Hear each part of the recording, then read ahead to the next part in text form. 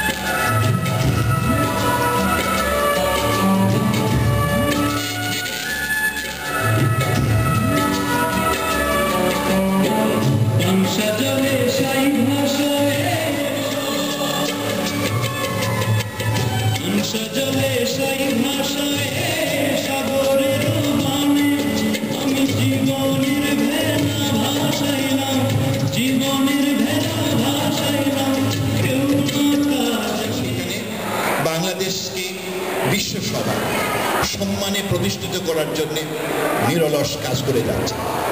আমি এসেছি মাত্র 7 মাস হয়। আমি শিক্ষকতা করতাম। আমি জীবন শুরু করি সিভিল সার্ভেন্ট হিসাবে। বিভিন্ন কারণে সরকার বাদল আমাকে বহু বছরে আগে আমার 12 বছর চাকরি হওয়ার সময় আমাকে তারা অবসর দান করেন এবং তারপর থেকে এদেশে ছিলাম। এখন সরকার বাদল আমাকে আবার ডেকে নিয়েছেন।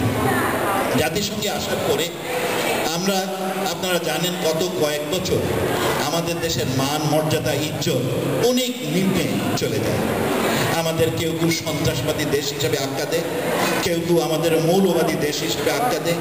তার ফলে এদেশেও আমাদের ছেলে মেয়েদের চাকরি বাকরি পেতে ডাবল ইনভেস্টিগেশন হয়। দেশে তো দেশ থেকে এখানে আসতে গেলেও ভিসা টিসার বড় সমস্যা।